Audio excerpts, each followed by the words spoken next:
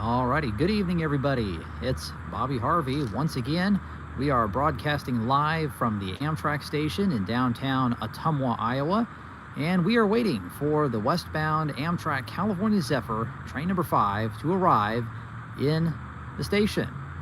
So it has been a little nicer weather-wise the past few days, and tonight it is a little chilly, but it's in the upper 30s, low 40s, and very calm, so it's pretty mild for this time of year.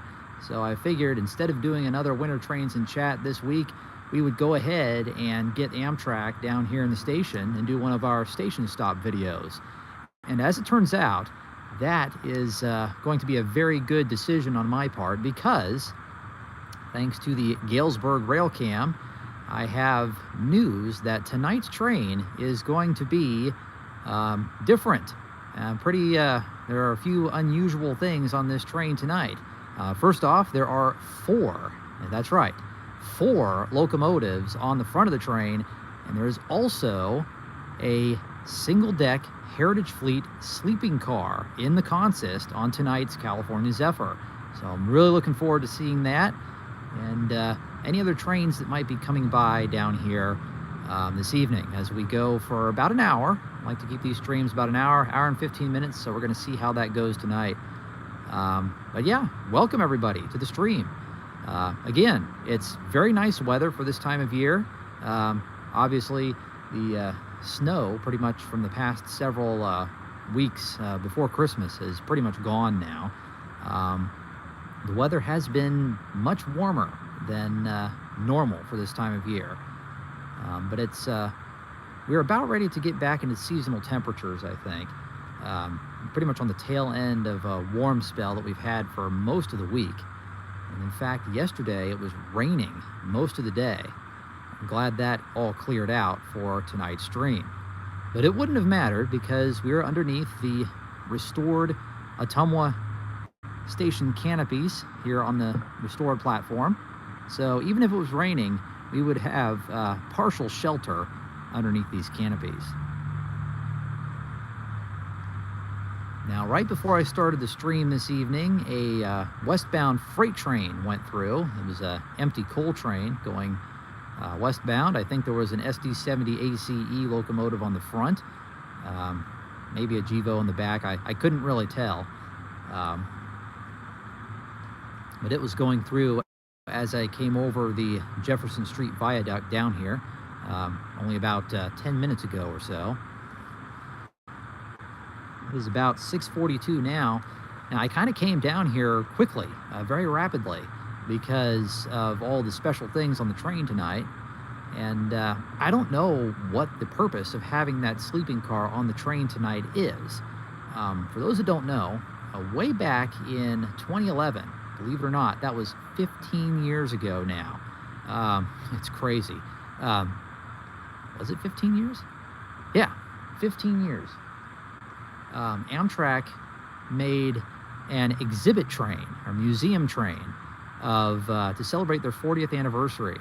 That was when they did all the first round of heritage units. They painted up Amtrak P40 822 in the Phase 3 paint scheme, and they renovated one of their old F40s, number 406. They partially renovated it to be the head-end power for the special exhibit train, museum train. And they also renovated an Amfleet car to be a gift shop, and I think it was 3 old Bud baggage cars into exhibit cars. And then the sleeping car assigned to the train was repainted in Phase 3. Now, this was back when Amtrak still had some Heritage Fleet sleepers and dining cars in their fleet. And one of the cars that they renovated for the exhibit train was... Okay, let's see what's going on here, and then I'll keep talking. Something about an eastbound. Yeah, Amtrak number 5 is an emergency at mile post 247. Oh dear. 3, main 1, and they're changing on air hose. So could you go by at restricted speed and talk to them as you go by over? Oh no.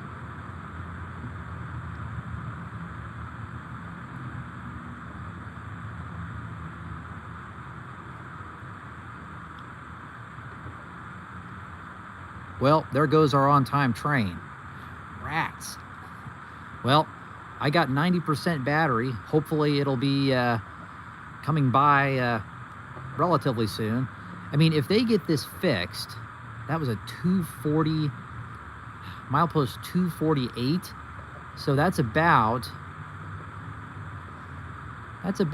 30 miles, give or take, 32 miles west of here. So around Fairfield, I think.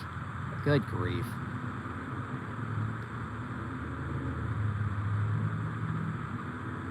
Well, better put my stocking cap on. But anyways, good grief. My camera battery, my phone battery has 90%. So I'd like to think that that'll be enough to do about an hour stream. And I would like to think that the train would be by within an hour. It sounds like we might be getting an eastbound freight train, unless they've already gone by. You look at the eastbound facing signals down here.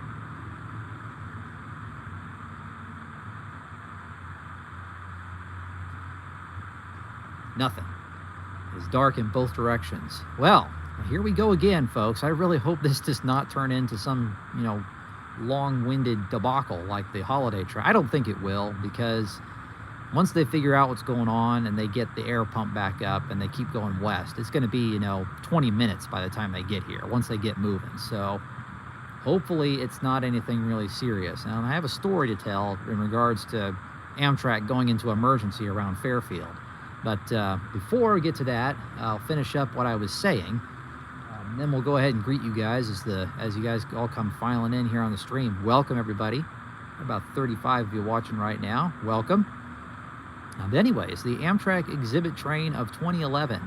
Amtrak restored a lot of equipment for this exhibit train, and one of them was the sleeping car Pacific Bend for the crew on the exhibit train to stay in while they were touring the country back in 2011. And they toured the country several more years after that. I think the last time I saw the exhibit train, I saw it 3 times. Twice in Galesburg and once in Burlington. I think when they came to Burlington, it was 2013, I think. Galesburg was on the first time I saw it in Galesburg was on the initial tour in 2011. And then 2013, I'm pretty sure, in Burlington, and then I went back during Railroad Days, 2015. They had the exhibit train over at Railroad Days, parked on that siding next to the station, and I went through it again. So I've seen it 3 times. Unfortunately, the exhibit train is, I'm pretty sure it's tucked away in, I think it's around Philadelphia or somewhere in that area, last I knew. Really would be neat if they brought that thing out and toured it again. But you never know. Maybe they'll bring it out for what is it? America's 250th birthday is this year. It's also Amtrak's 55th anniversary. But we'll see. I haven't heard any word about that, so safe to assume now they won't be bringing it out, but you never know. But anyways, one of the cars on the train tonight, Pacific Bend, was used on the exhibit train for several years, and it's still used in the executive fleet for special occasions and for some of the bigwigs on Amtrak. So I wonder, I don't know why that car would be on tonight's train, along with 2 additional locomotives, but there are 4 engines on tonight's train, along with the Pacific Bend sleeping car. So I don't know. I mean, I wonder if they're taking those cars out somewhere I wonder if there's a set in Pueblo that needs to come out or something. But usually they take those on the chief when they're going to pick up something that's being tested in Pueblo. I don't think there's anything there right now. It's Amtrak related, because the Aero train that's going to Washington and Oregon for the Cascade service, I think it's already in the Northeast testing. So I don't know. Maybe, who knows? Maybe the president of Amtrak is out on a tour of the system or something. I have no idea. I didn't have a chance to really research it too much to see if anybody else had said anything about it on on train orders or any of the other message forums. So we'll just have to see. And I was tempted to go down the platform a little ways closer to the station to maybe be in a place where when they stop the train, we're right in front of Pacific Bend. But then I got to thinking I don't want to be in the middle of all the, action with the passengers getting off and the crew changing and all that stuff. I kind of like being out of the way so I'm not impeding anything that's going on the platform, which you should do if you're down here and you're not actually, getting on the train. I mean, you need to stay out of everybody's way. So that's what I'm going to do. I set up in my normal spot, which is, several car lengths down from the middle of the station. So I don't know. I mean, it'll be interesting to do research on what exactly the reason why they're taking this sleeping car west on the Zephyr. We'll just have to see. With that, we're going to go ahead and go up the chat here and greet some of you guys that are watching. A lot of the regulars. Dakota's here. Dakin's here. Annette. Dronny Drone. D3R. Welcome. Nate is here. Richard Uri Goldsmith. Welcome. To answer your question, Amtrak is, last I knew, was in emergency around Fairfield, milepost 249. I'm pretty sure that is actually east of Fairfield.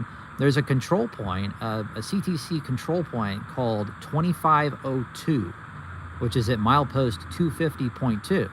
That's just a little west of there. So they are still east of Fairfield in emergency, stopped. But it takes about, give or take, 20 minutes or so, 15, 20 minutes from Fairfield to get to here. So once they get rolling again, it won't take long for them to get here. So I hope that whatever's happened to them is not anything serious, because I have limited time out here with this battery on the platform. So I hope that the train comes in during the stream. I'm pretty confident that it will, but we'll just have to wait and see. So I got down here, and this always happens, it seems like. I got racing down here thinking that I wouldn't have much time to get set up, and then something happens to the train, and as it turns out, I got down here plenty of time. So that train that the dispatcher was talking to a few minutes ago must already be east of here, because the signals are not lit. I did not hear the crew or anything. Dispatcher, okay, I must have missed this. A-Train just checked in and said that the dispatcher said they were replacing an air hose. Man, I wonder how long that process takes. Hopefully not very long, because we are waiting. Now, they did say when the the westbound train went through, they did say that this, the previous westbound that I saw coming over the bridge before I started the stream, they did tell that train that they were waiting at Maxon for Amtrak. So the dispatcher seems pretty confident that Amtrak's going to come on through, because if it was going to be a long wait, they probably just would let the freight trains keep on rolling. I wonder how much how much goes into actually replacing an air hose. Well, if there are any veteran Thomas the Tank Engine fans watching, maybe we should ask one of the passengers for some bootlace and a newspaper. That'll do the trick. If anybody remembers that Thomas story, James banged the coaches too hard and put a leak in the air hose, and they had to replace it with shoelaces and newspaper, and it worked. Now, the original Thomas stories were actually based on real railroad mishaps, so I suspect that actually happened at one time, and it worked. But I'm not sure that would work on modern day Amtrak, especially going 80 miles an hour, but you never know.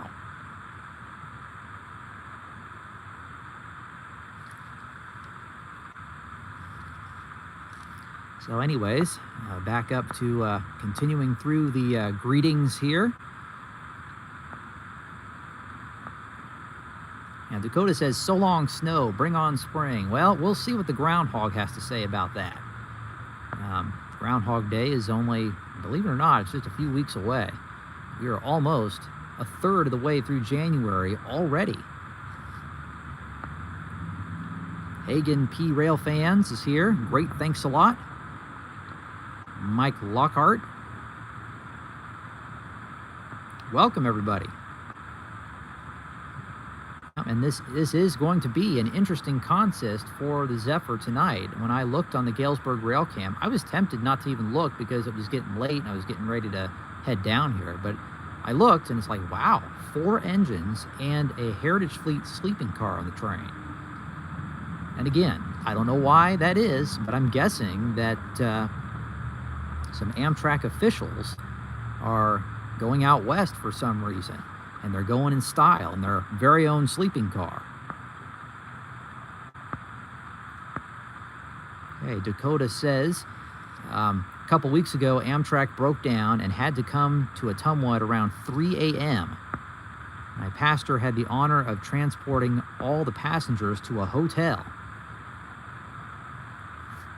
You know, I remember that. I actually was I was on lunch for work. And I looked down in the yard and saw Amtrak. This was like at noon the following day. I'm like, what in the world is Amtrak doing in the Ottumwa yard? The whole train was in the yard. And this was at noon, and it was pointing west. I'm like, what in the world? And I actually got some brief little video clips of the engines unhooking from the front of the train and tiptoeing through the Burlington Junction yard tracks and going onto the main line and backing up down the main line to run around the train and take it back to Chicago the following day. I'm pretty sure that's the same train that Dakota's talking about. They came into Ottumwa and they never left. They canceled the train because there were I think there were some head-end power issues, and there was something about a electrical arcing issue in the dining car or something, and the train could not continue. They had to take it back to Chicago. So I don't know what the result of that was. I'm assuming that the passengers were taken back to Chicago and further travel arrangements were made. Probably a lot of refunds were done that day. But yep, it wasn't too long ago. I think it was right after Christmas. Or maybe it was a little before Christmas. George Railfan says, 2 days until my birthday. Happy early birthday.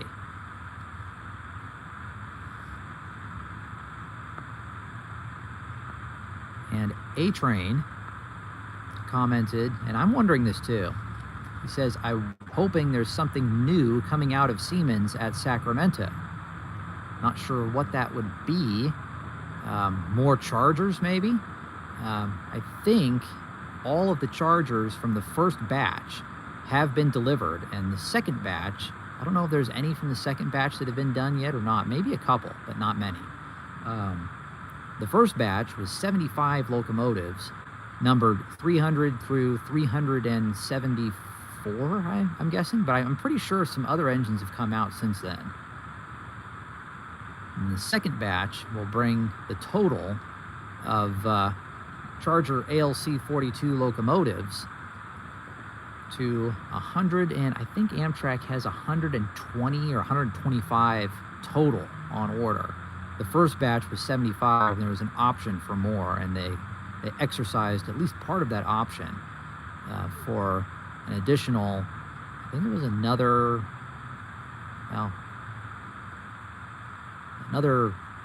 would that be 60, 50 engines up to bring the total up to 120.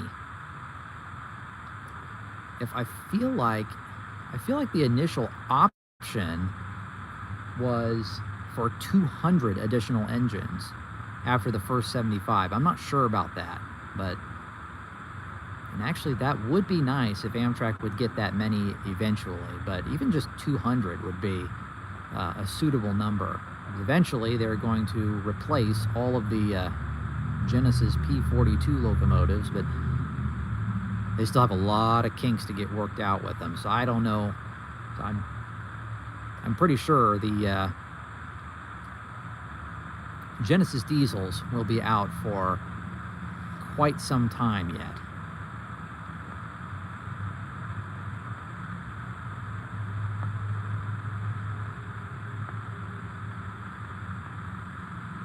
All right, John is here from Minneapolis.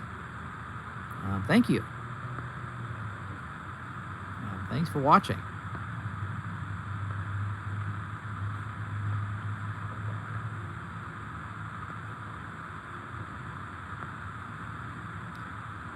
Castle Burr is here. Welcome. Welcome to the stream.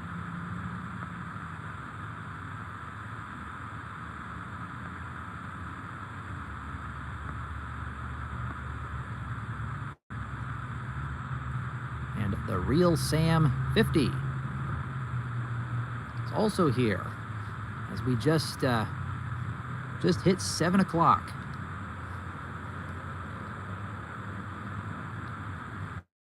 So, we are 20 minutes into the stream. We are waiting for the California Zephyr, but for any of those joining in right now, they've had some issues out east.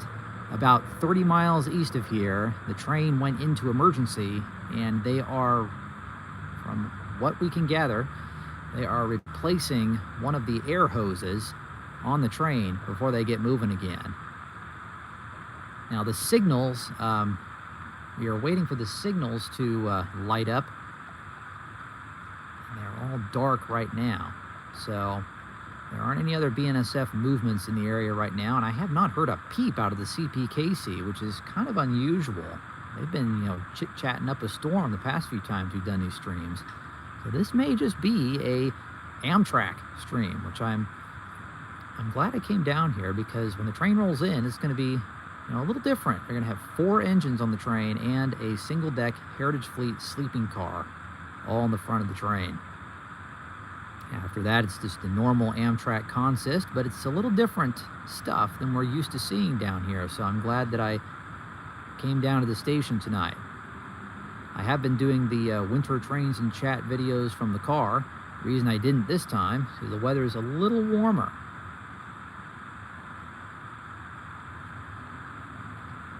And Dakota just commented, said, maybe CPKC is talking about BNSF's tone.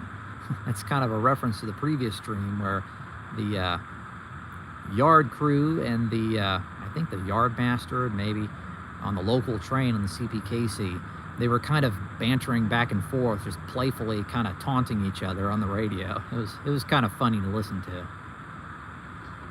Yeah, the one guy's like, "Oh, I didn't like your tone." And they're just joking around, but it was still pretty funny to listen to.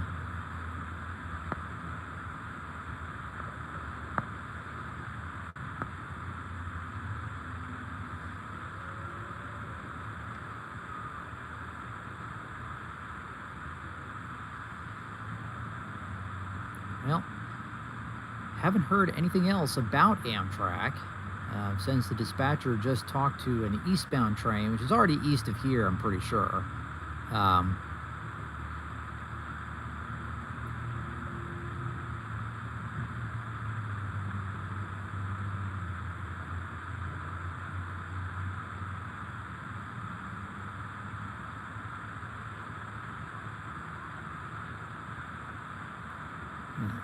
Some interesting character on the platform down there.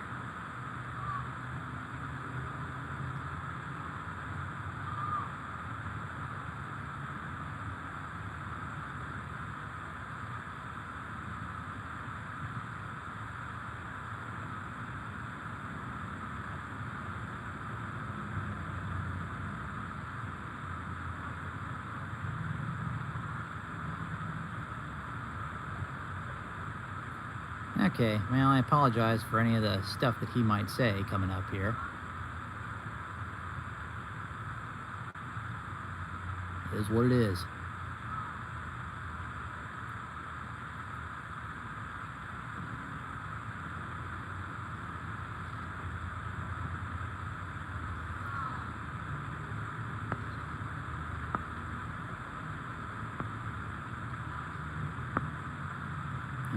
Shouldn't be walking on the railroad tracks, buddy.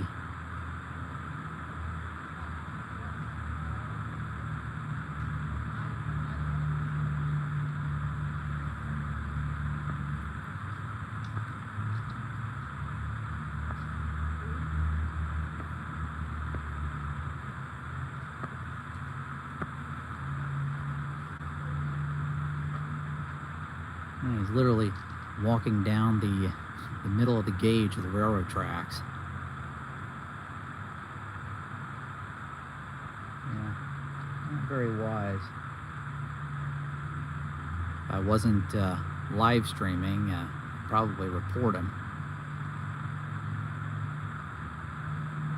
I don't get that. I mean, why of all the places to walk around here, why would you walk down?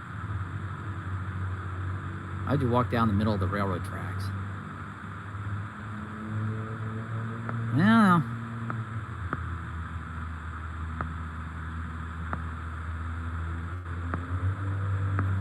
But anyways, now that that's the most exciting thing we've seen on the stream so far tonight. At least there wasn't any poor language use right when he was walking by, thankfully.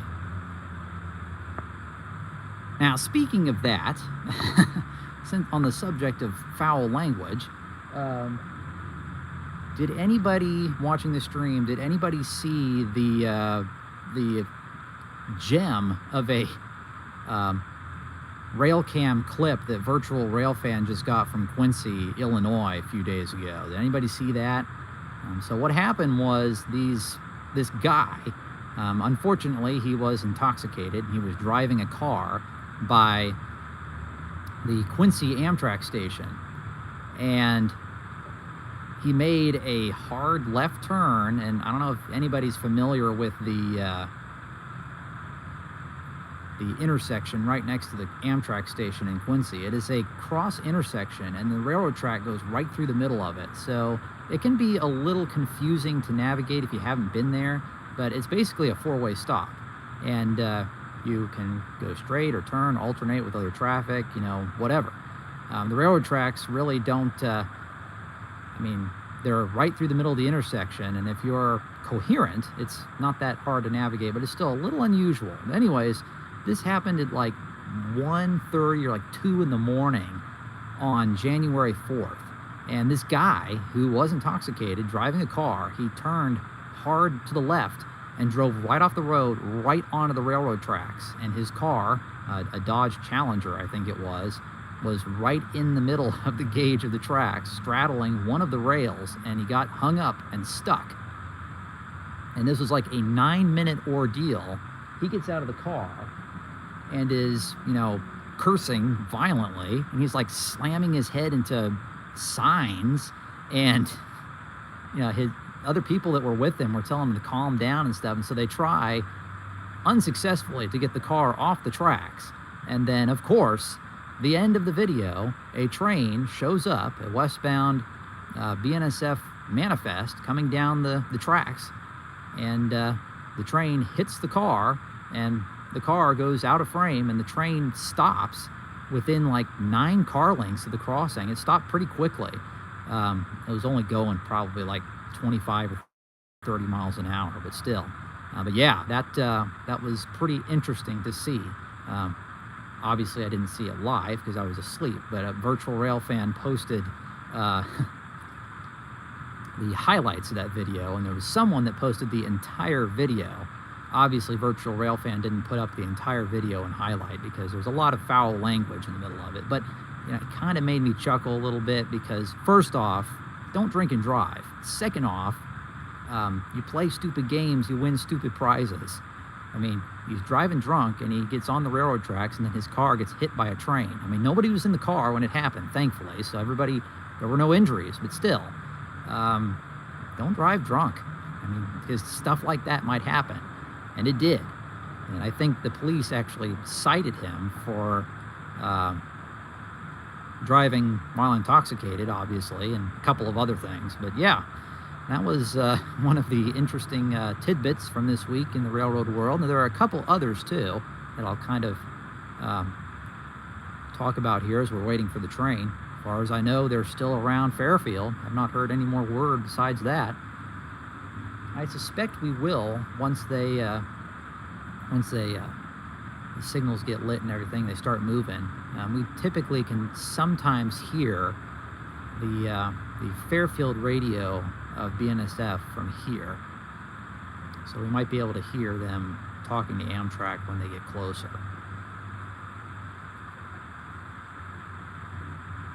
Now, a couple of other things in the railroad world this week. Also on, I'm pretty sure it was also on January 4th. Anybody, I think we've got at least one person watching from the Minneapolis area. The Northstar commuter train made its final run out of Minneapolis on January 4th. I'm pretty sure it was a Sunday, wasn't it?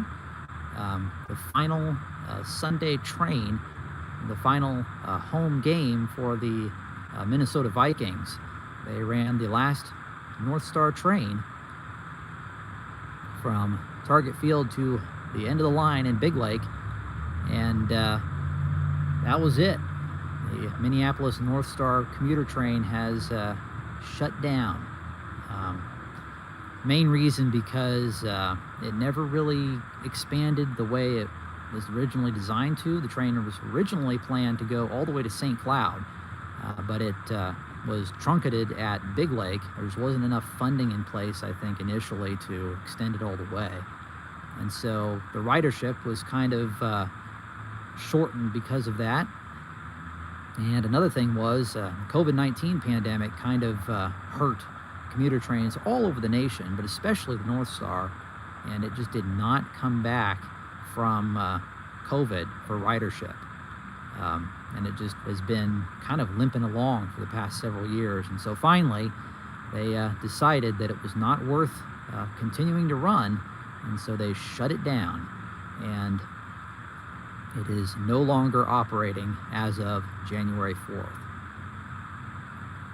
Pretty unfortunate because the infrastructure is pretty nice from what they had completed. They're nice trains, nice stations and platforms, and now it's all going to go unused, at least for now. There are actually preliminary talks in place. Minnesota is already talking with Amtrak, supposedly, to extend their very successful Borealis train from St. Paul to Big Lake, making some of the former Northstar commuter stops along the way. And I think that would work out pretty well. Honestly, I don't see why they couldn't just make all of the local stops that Northstar used to make. Might slow down the train a little bit, but still give people an opportunity to ride that need to ride. And the schedule lays out pretty well too. The northbound would be, or I guess the eastbound, would be leaving Big Lake, mid-morning, getting to St. Paul about noon. And then the westbound train coming back in, and this isn't if they modify the schedules or not, they keep it the way it is. The westbound train comes into St. Paul about 6:30, 7 o'clock, so it'd probably be about 7:30 or so by the time they got to Big Lake. And that's not bad. You could go in for a day from, the outer suburbs there in the north and go back out later on. Well, that would be a nice way to kind of bridge the gap, still use some of the Northstar infrastructure and still offer, some train service. So we'll see if that happens. And we'll see what's going on here with the BNSF dispatcher. Haven't heard anything identifying yet, but let's see. I understand cargo spur switch and derail been restored for main one movement, and you're about to head east. Is that correct, over? Okay, sounds like we got a freight train coming. Might be the Cargill local. Okay, all right. Can you let me know when the conductor's on? Over. Thank you. Appreciate it. So Well, sounds like they're going to run the local or some train out of Eddyville first before Amtrak. Signals are still dark. We'll see if that changes. Still have not heard any word on Amtrak. We're 30 minutes in.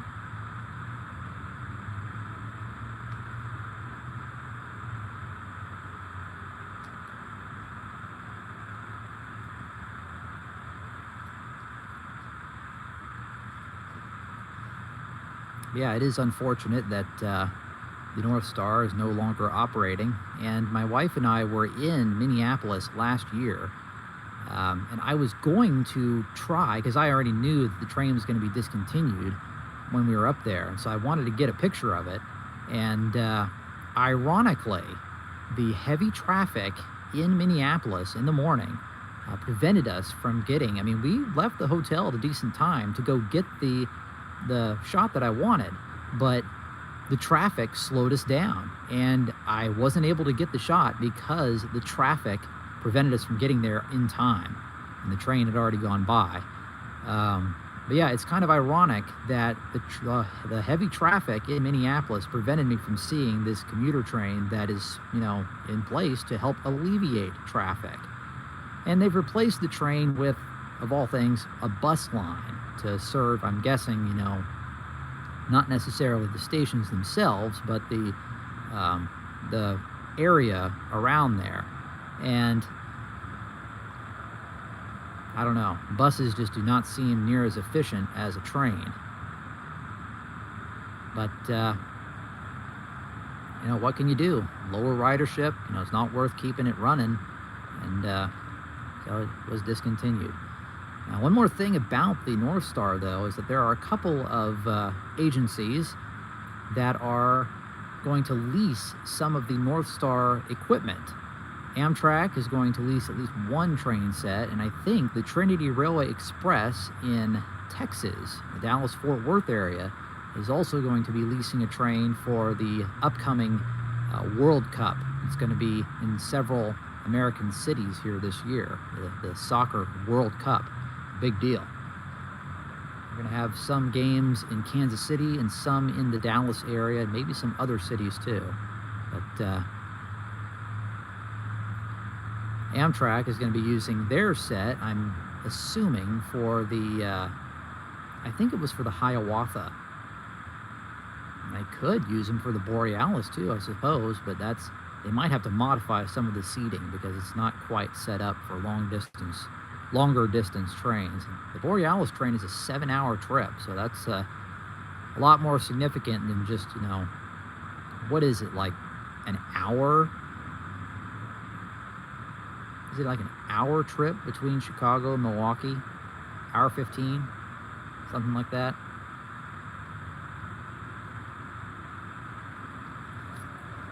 So yeah, for those of you still here, we are still waiting for Amtrak, and it sounds like our first train of the night is going to be a freight train.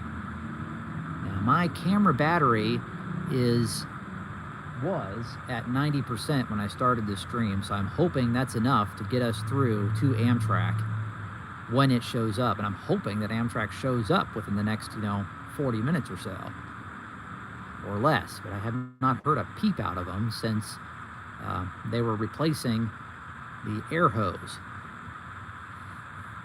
So I don't know. I hope this isn't going to be a bust. We will just have to wait and see.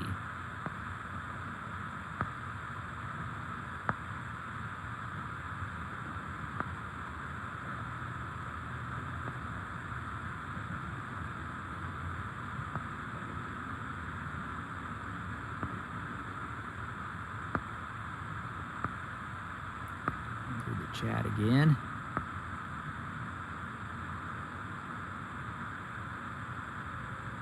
Jason Mondi says Amtrak should be in Ottumwa by 7:30 between Mount Pleasant and Ottumwa. Well, 7:19s, I don't know. And Jonathan says Zephyr 5 is stopped. So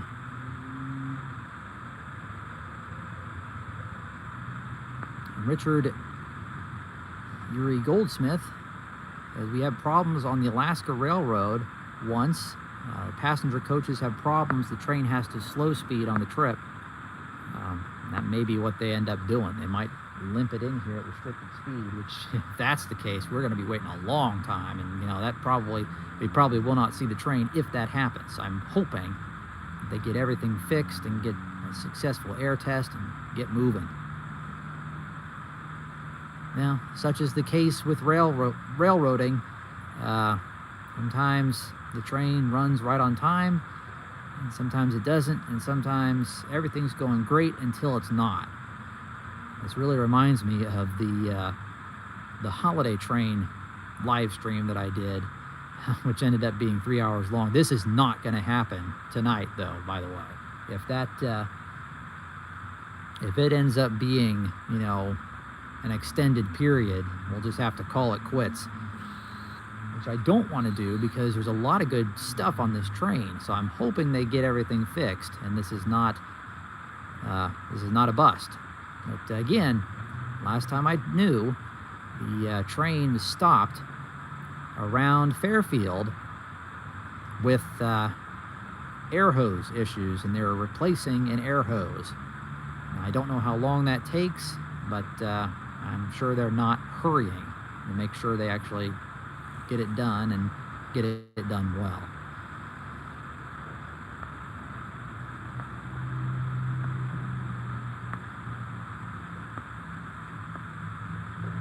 Castle Burr says he loves Amtrak trains in South Florida. It's great. That is one place I have never been, is South Florida. Last time I was in Florida, I was only a couple years old, and we were in Destin, Florida. That was on the Florida Panhandle by the Gulf of Mexico. Excuse me, Gulf of America. Yeah, it's the Gulf of Mexico, folks. Sorry.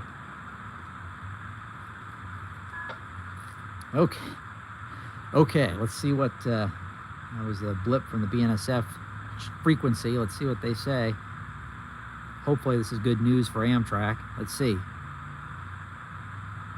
Or let's listen. BNSF forward.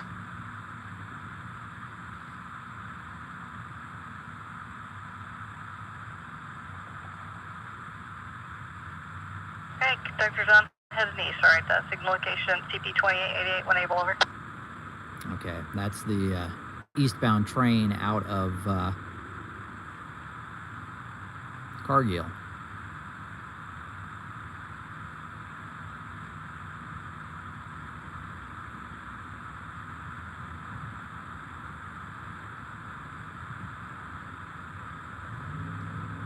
I suspect the signals will be lighting up here pretty quick, so we're at least going to get that freight train, if nothing else, while we wait for Amtrak. And they got people here waiting for the train. And they pulled up, you know, right as I did. Now, there's something on the CPKC. Still no signals lit to the west. Let's look at the east down here.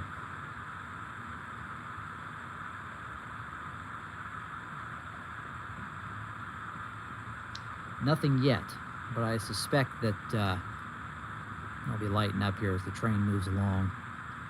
Now, the Cargill Spur is just a little west of control point 2888, which in turn is about 8 miles west of here.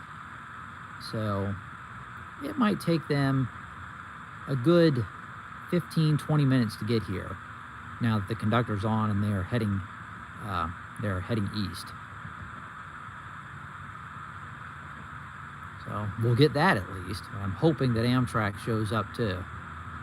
Now, if they're running on Main 1, depending on where Amtrak is, they'll do one of two things. They will either run this train from Main 1 to 2 down at the original crossover by the IC&E RRX, which is the crossing with CPKC, or they'll run the train through the station on Main 1 and then cross over at the new crossover east of the station. We've got a few comments here to stay off the tracks, and yeah, I'm not actually getting down on the tracks to look at the signal. I'm getting close to the platform edge by the yellow stripe, so I'm staying perfectly safe.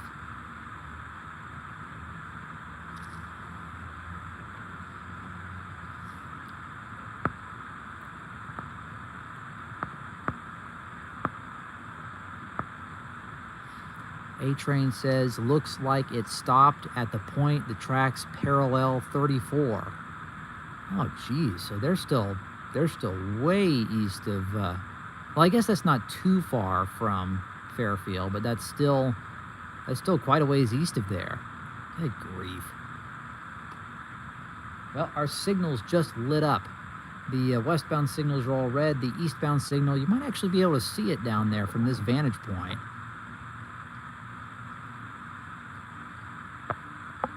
It is green. That train is going to be on Main 2, the way it looks, because we can't see the Main 1 signal from here, so they're going to cross it over. So that leaves Amtrak with the ability to still come into the station while that other train's going through. And I almost wish that would happen instead of this other train coming through first, but we'll see. I have not heard a peep out of Amtrak or anything from the dispatcher.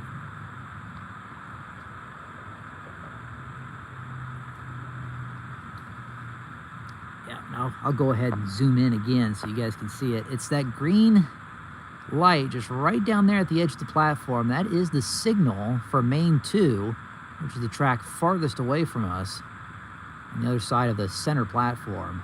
That is the signal for traffic on Main 2, and it is green. A train says movement, as in Amtrak. Gosh, I hope so. Again, I do not know how long my battery will last out here. I mean, it's not that cold, so I wouldn't think that the phone would be working too hard to keep things going. But again, my phone was at 90% when I started the stream, so that was better than the 70% that I had the last time I tried to do one of these streams with a lower battery. So that stream went for almost an hour, so I am confident that we'll be able to get a normal-sized live stream in, providing that Amtrak is on its way. And if A-Train said that there was movement, I'm hoping that was Amtrak that you were referring to, A-Train. Hopefully they're going a little faster than like 10 miles an hour, because if that's the case, it's going to be hours before they get here. Tracker shows moving just west of where it stopped. Okay, well, that must mean they're on their way then. Now, the big question is, when will this freight train get here? My guess is the freight train might get here a little before Amtrak. If they got their train fixed and they are on the move and they're able to do passenger speed, they will probably be here within the next 15-20 minutes. Interestingly enough, as I was talking about the freight train at the Cargill Spur, which is about, give or take, about 10 miles west of here, they're a freight train going about, let's just say an average of 30 miles an hour. Well, it would take a half hour. I mean, just think some basic math. A train going 30 miles an hour would take, it would take them 15 minutes to go, it would take them 30 minutes to go 15 miles. So if you assume the speed of this freight train is about 30 miles an hour, it would take about 20-25 minutes to get from here to there in a 10-mile span. And usually you do some rough, basic equations like that to guesstimate when a train is going to show up, and you have a pretty good idea of when they're going to be here. Tracker says it's up to 80 miles an hour. Yes, here we go. Now, we just have to hope that the camera battery holds out. If I knew that there was going to be this long of a wait for Amtrak, or well, really anything tonight, I would have made sure that I had fully charged the camera, but that's okay. I'm pretty confident we'll be all right. Again, my phone was at 70% when I got that previous live stream in that was only about 56 minutes long. My phone was at 90% when I started this stream, so I'd like to think that we'd get another, at least 20-30 minutes out of this. We can hope, because nothing's happened yet, and I don't want my phone battery to die before Amtrak comes in. So, but if that happens, there's nothing we can do if that happens. So, hopefully it doesn't. So we hope the train gets here lickety-split. And again, if they're on the edge of Fairfield, it'll take them 15-20 minutes to get here. There's another blip from the BNSF. Let's see what they say. This might be them talking to Amtrak, saying they're on the move, hopefully. Good thing is the dispatcher already has the local lined for Main 2. So Amtrak can still come in and do their station work. CP Casey walking over. You've got a Burlington flip ordered. Oh no, there's an empty coming up, and that empty crew will end up getting your train and estimated for 2,200. Taxi's been ordered for you, over.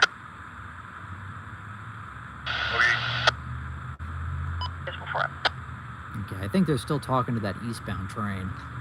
I'm pretty sure that's local. As they do switching in Burlington a lot. Sound like they're going to have some other crew take over their train and continue on to Galesburg later on tonight. But anyways, it's a good thing that the dispatcher already has that local train lined for Main 2.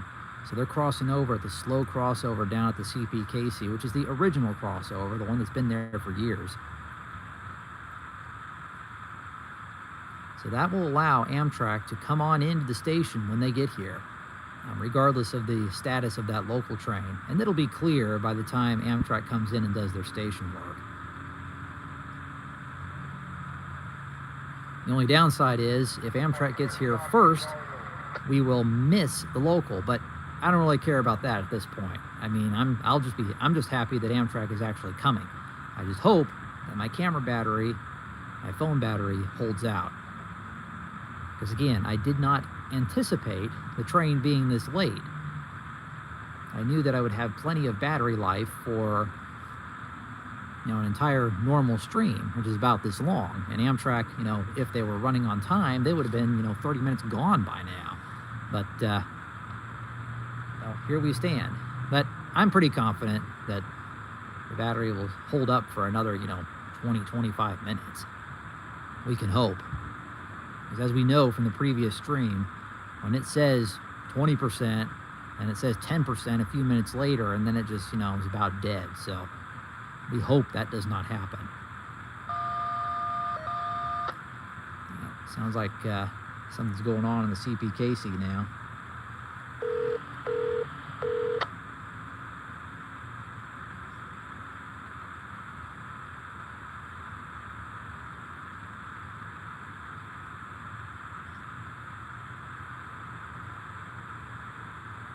They haven't really talked much tonight either.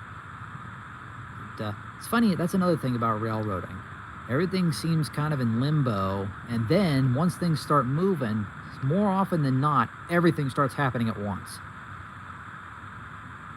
And that's kind of a good reward if you're a rail fan, if you've been waiting for a while, and it's like the floodgates open, and everything comes in at once. Jason Mundy says Amtrak 5 is doing 20 miles an hour. I'm ready, over.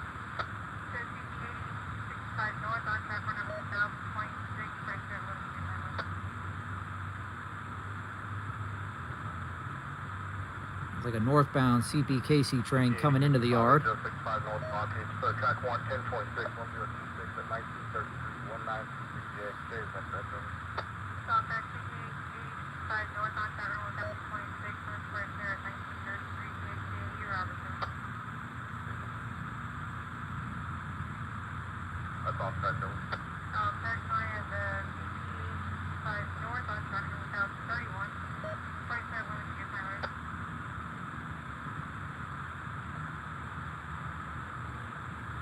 Well, let's just hope that, well, they would not give CPKC.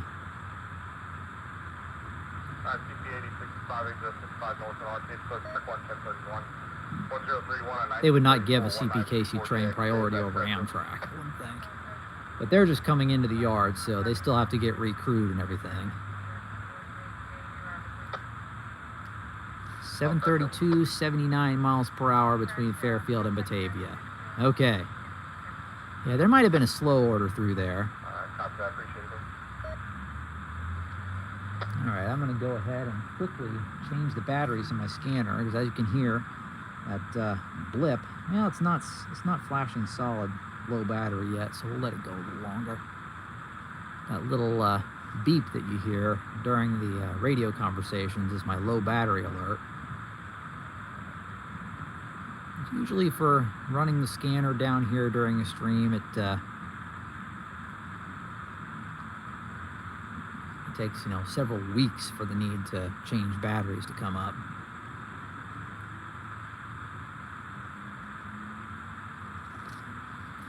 All right, so Amtrak is on its way, folks. We are waiting patiently an hour for anything to happen.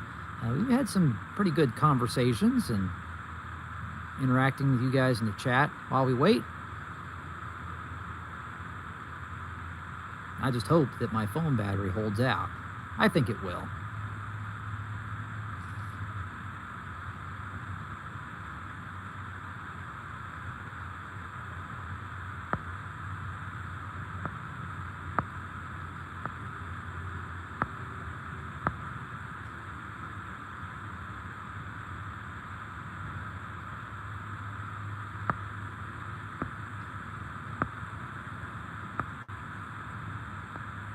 Now, Neil W5381, he asked a while ago, like, how can you tell a train's real-time location, freight and passenger? Well, freight trains don't have a tracker available, at least not to the general public.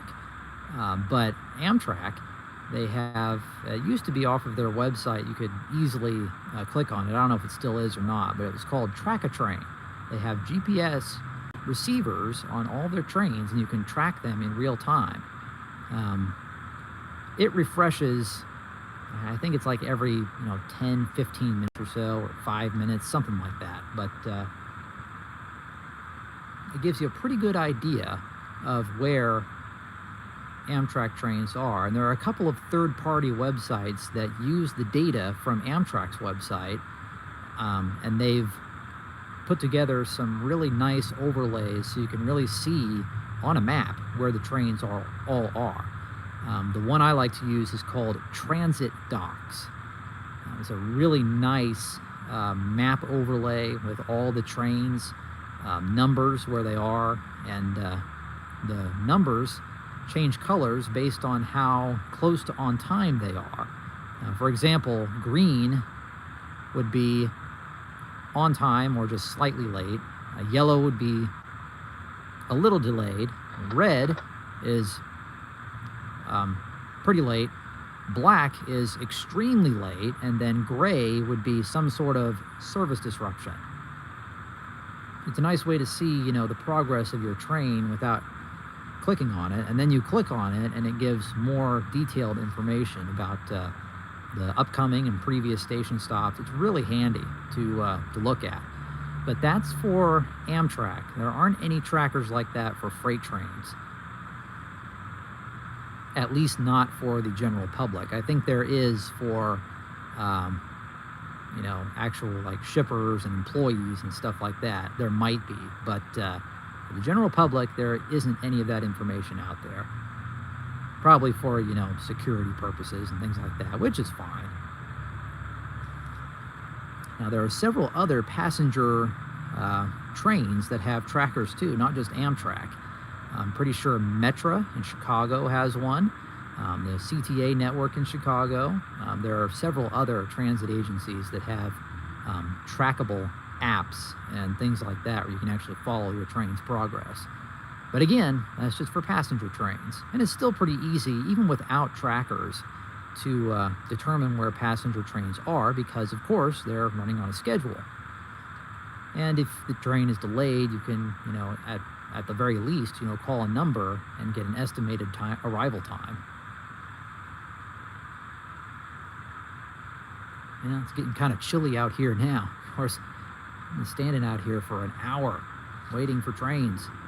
Now, there are 2 trains coming now. Amtrak, thankfully, and an eastbound, I'm assuming, the BNSF local.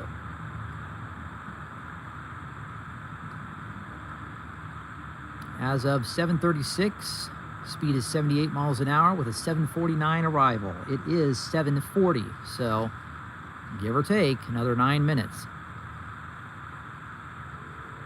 Oh, listen to that.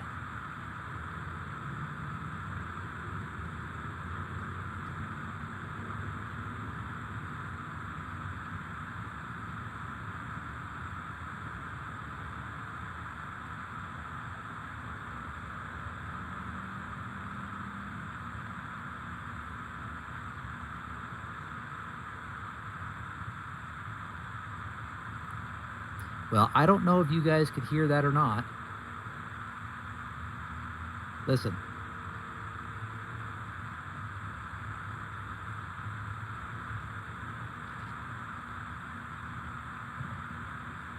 And that is really special. You can still hear it. Wow.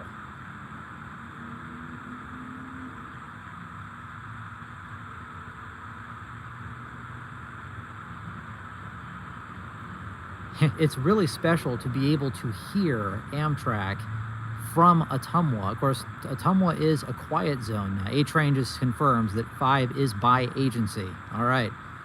So we could hear, believe it or not, this is the beauty of these cold nights, is sound, especially on still nights like tonight. Sound travels really well. And we could actually hear Amtrak just now blowing for the grade crossings in agency, which is about 9 miles east of here. That is really cool.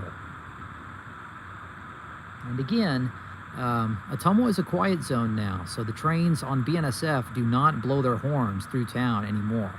And they still do on the CPKC because they are not under the same quiet zone. But on BNSF, any trains on the BNSF do not sound their horn through Ottumwa anymore. So, and even before then, it is very unusual to hear a train on the BNSF blowing for crossings outside of town because the nearest crossings east and west of here are quite a ways away. That is something else that you can actually hear Amtrak in agency from here. Now, if the air is just right and sound travels in just the right way, it's pretty amazing. Now, Amtrak is coming. I'm going to watch my back. But guess what? Something else is coming too. It's that local train that we were talking about.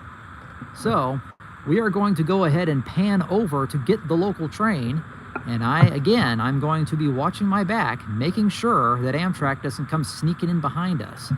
Now, since they are clear of agency, it's going to be another, give or take, 5-10 minutes. So we should be okay to get this train before Amtrak comes in.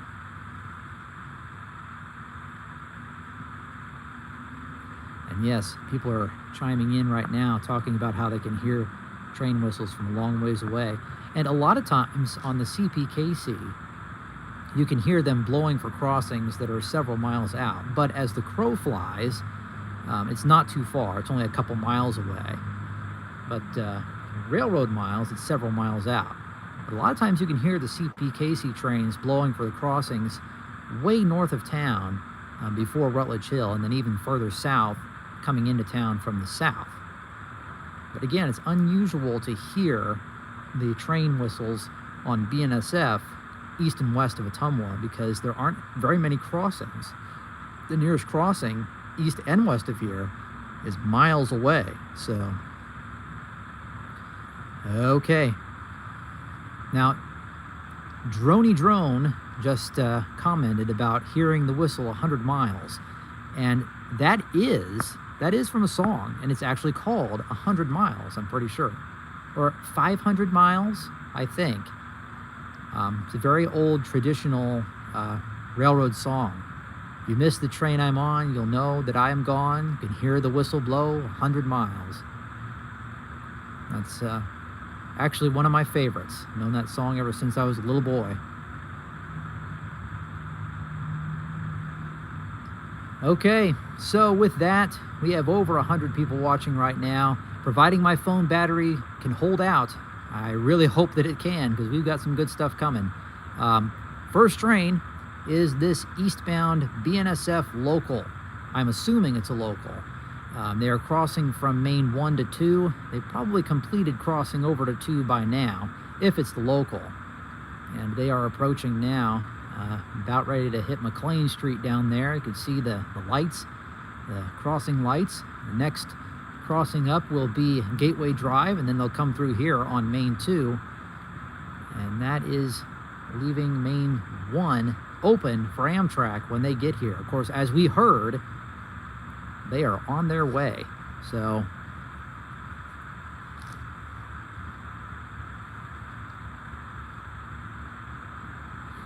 yeah, BNSF is moving pretty slow down there, and that's because they're crossing tracks, and that crossover down there has a speed limit of 10 miles an hour.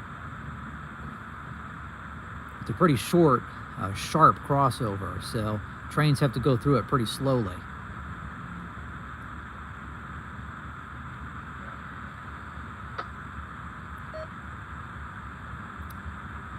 Alright, signal is still red for westbound movements on main 1, so for Amtrak. Watch that pop up to green here before long when this train fully gets over onto main 2.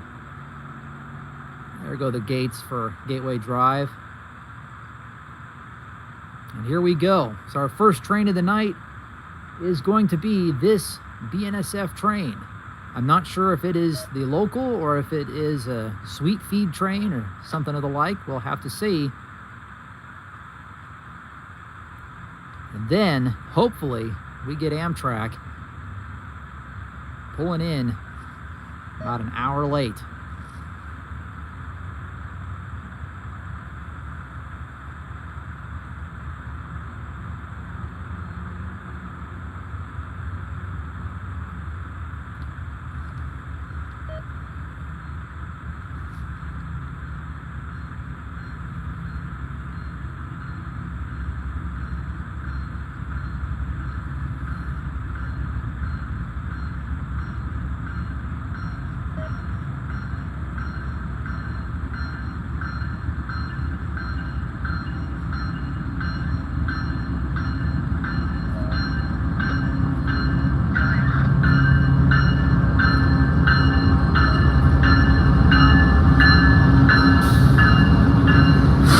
Here comes Amtrak, folks.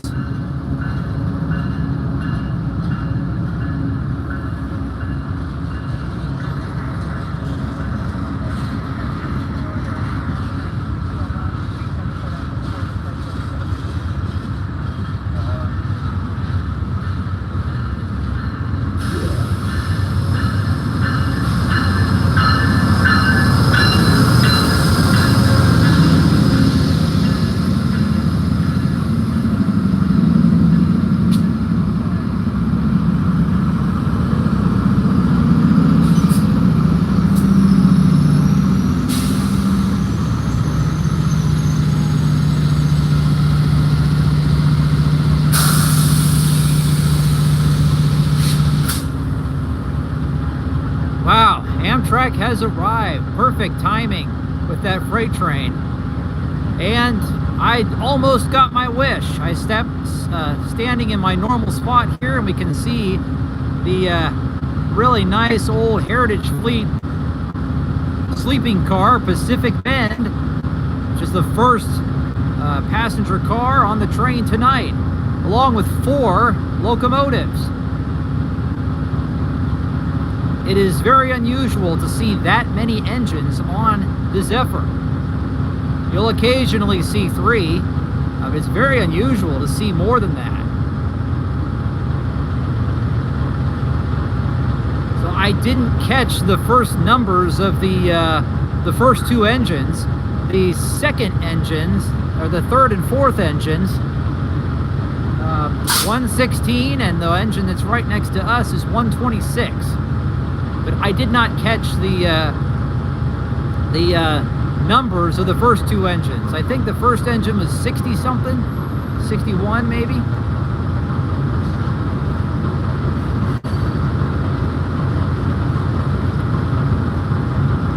But as you can hear, this fourth locomotive is not running the head-end power on the train. As you can hear, it's idling really lowly now.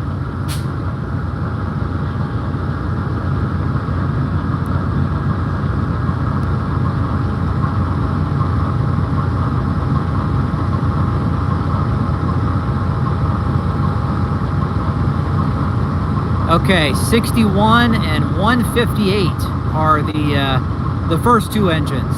Thank you, Dakota. And we have 116 third and 126 fourth.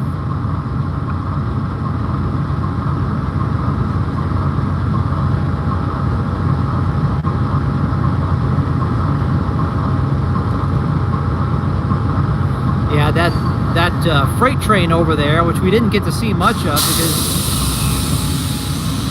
because the Amtrak came in, is definitely a sweet feed train, because you can smell the sweet feed. Yeah, there goes the DPU on the freight train.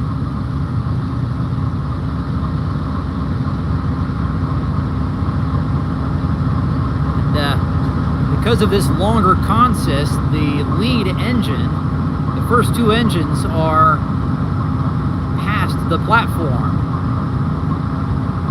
At least the lead engine is.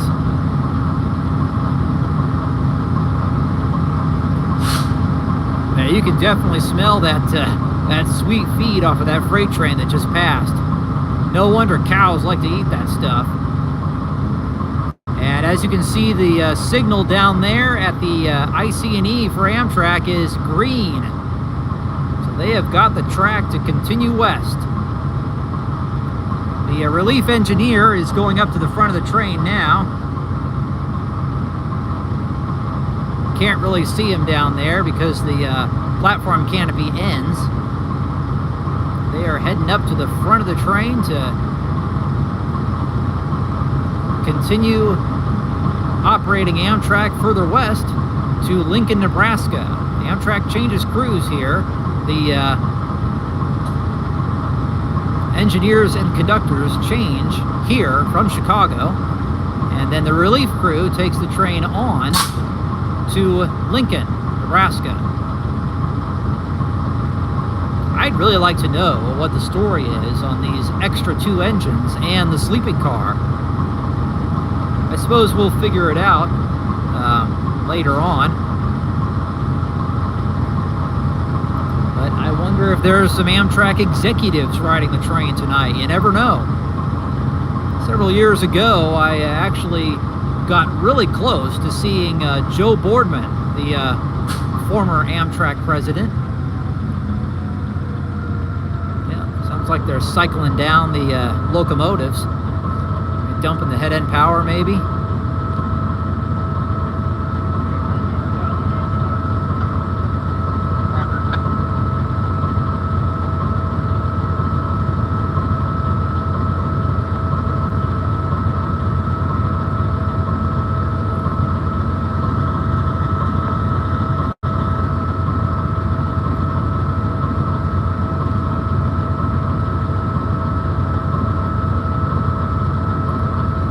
Change the batteries out in my scanner real quick, and I'll be able to hear these engines ramp up.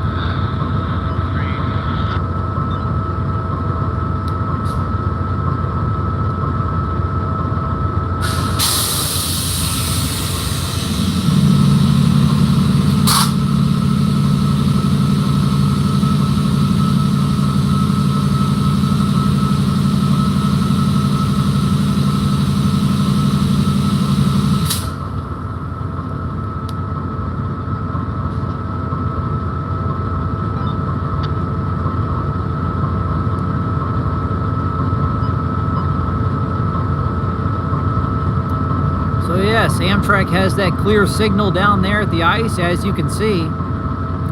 4 locomotives on the Zephyr tonight, along with a Heritage Fleet sleeping car. The Pacific Bend, the car that was used on the Amtrak exhibit train many years ago. There it is.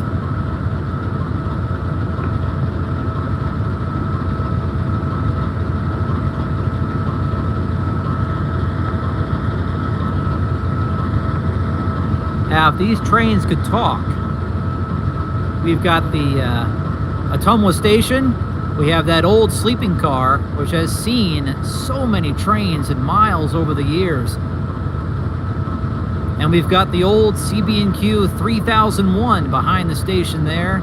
If these trains could talk, you imagine all the different things they've seen over the years.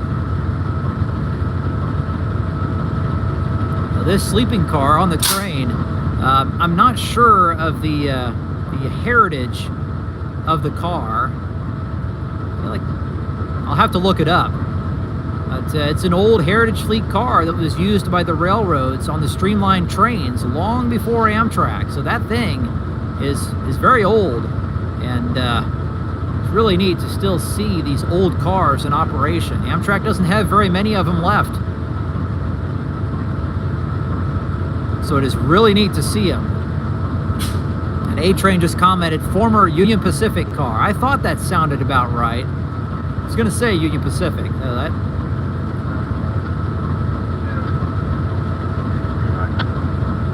sounds like they're going to bring up the head end power again, I think.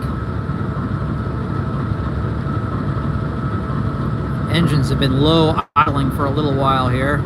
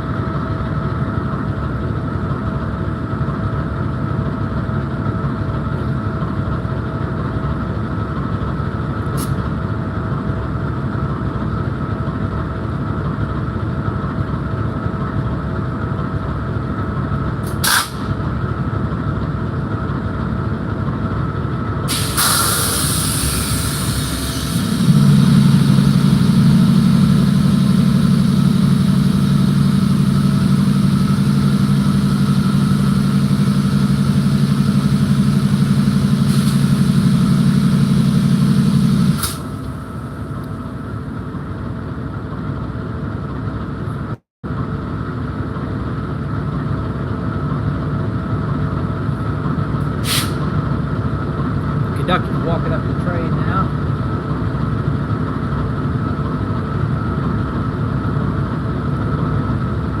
Down there on the platform.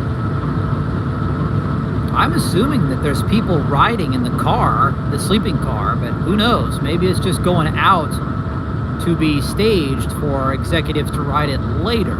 You never know. I wonder, with its placement in front of the baggage car, I would think if there were people riding, it would be behind the baggage car in the consist. So who knows? Still need to see, though.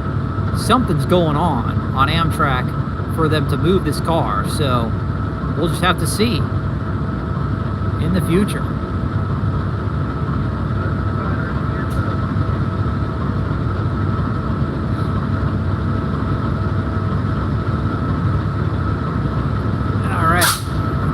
Conductor's coming up the train now. Walk by. Might be saying some words to the engineer, who knows.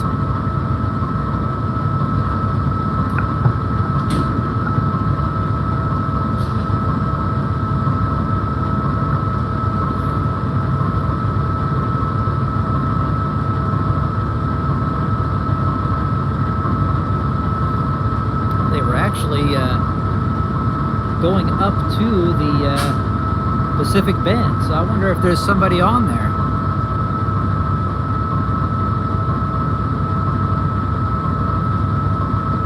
Engineer climbing up into the third locomotive.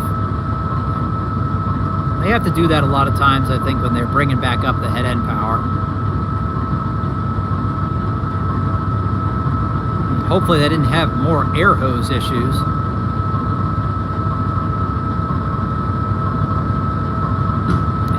So there's something they have to do in the engines to reactivate the head end power, I think.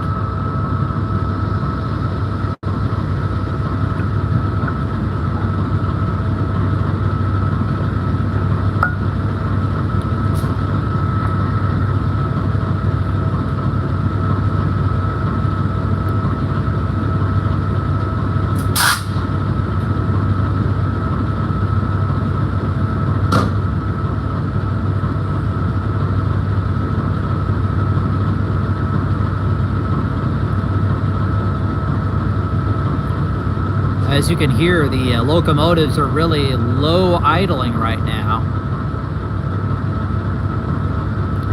which it's kind of unusual to hear these engines idling so low, because when they're running head-end power, they run at a higher RPM.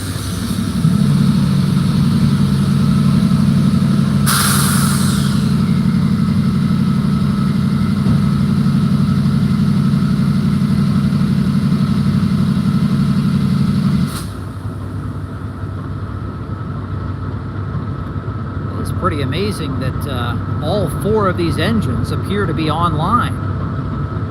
You'd think that they would have at least 1 or 2 of them isolated, but it sounds like they're all running.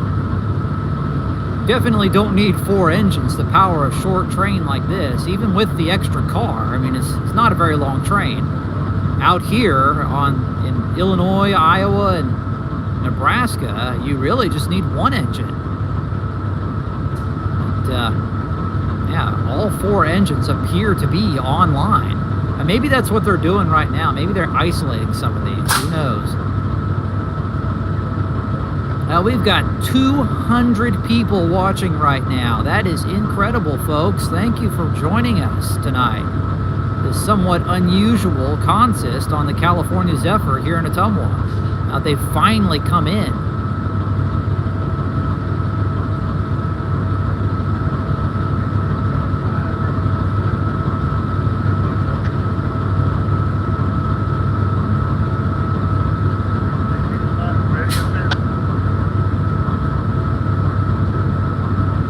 All the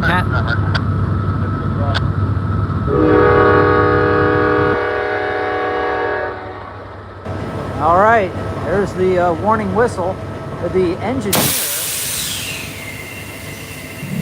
engineer must have gone through the 4th engine to the 3rd engine and got out behind it.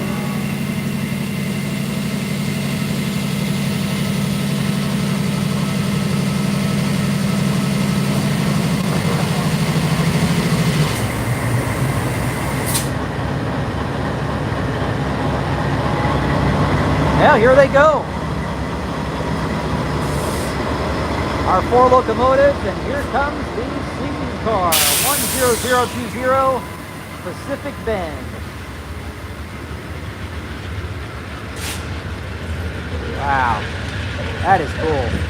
Viewliner 2 baggage car. Transition sleeper. Sleeping car, Superliner 1. Superliner 1 again. Superliner 2 dining car. Superliner 1 lounge, 2 coaches. Both Superliner 1s, normal coach and coach baggage. Off they go.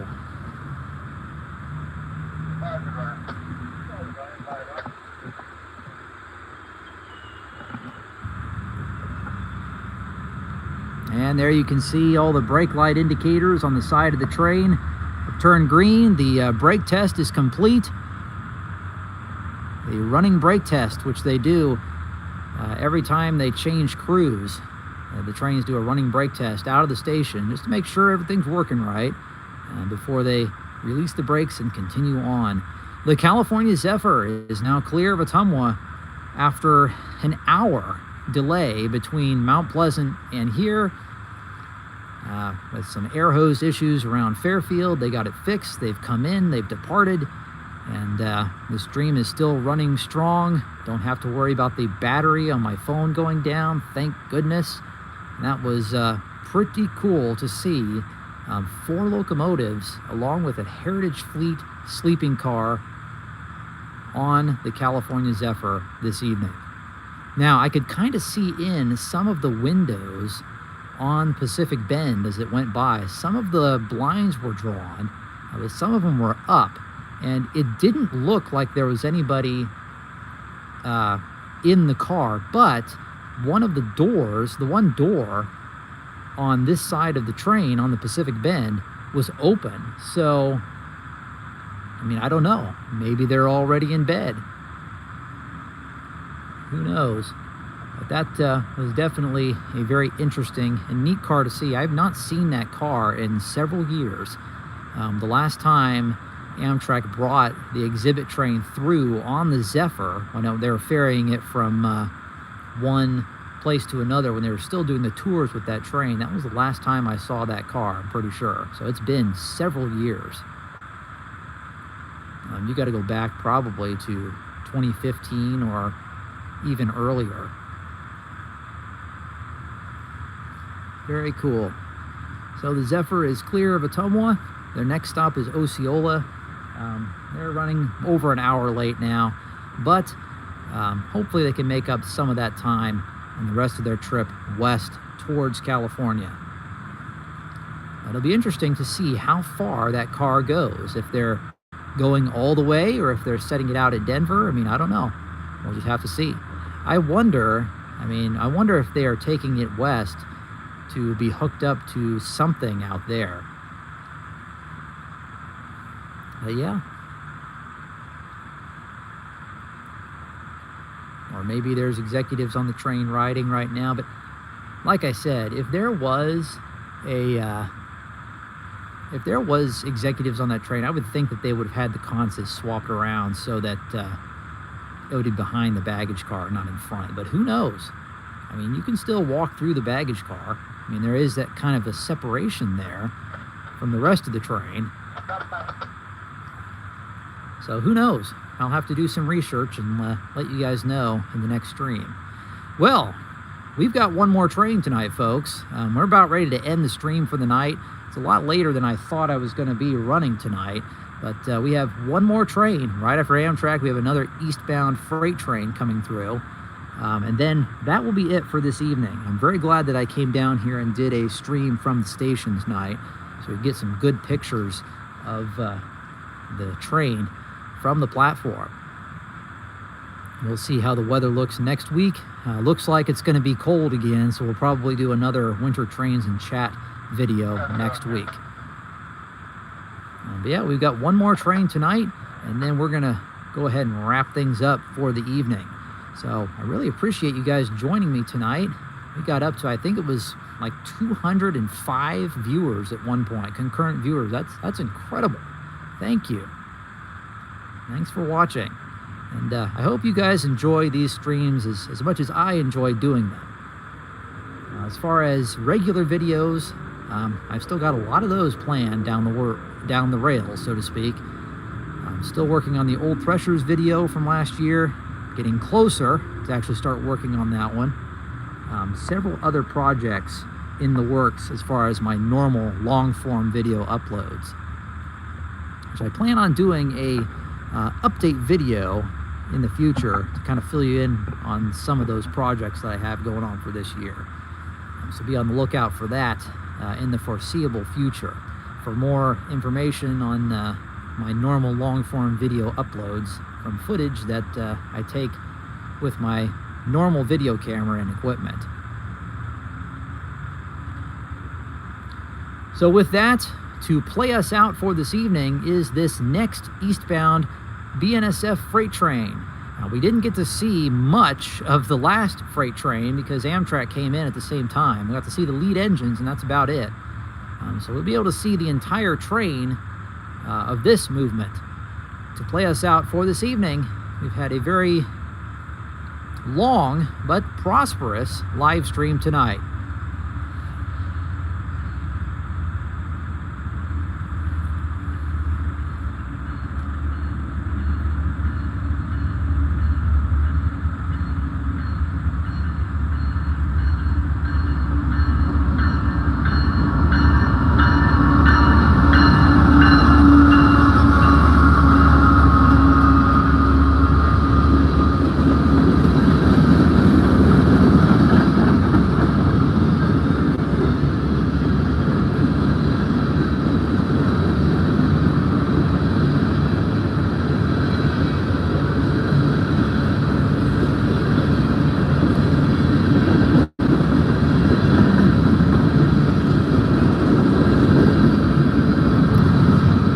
Something a little different besides the normal coal trains you see go through here. This appears to be a covered hopper grain train.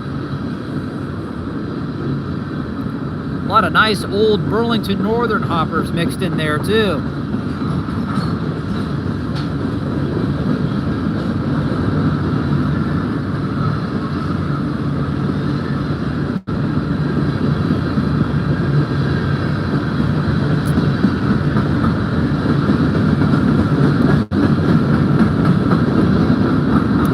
Need old cars in this train.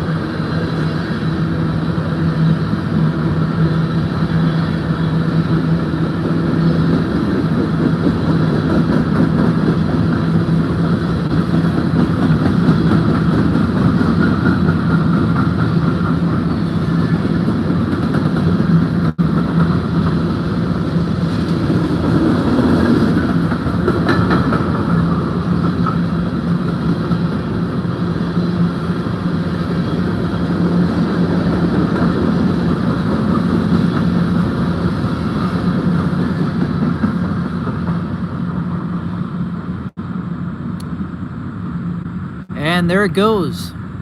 BNSF grain train has gone through the station to wrap up this evening's live stream.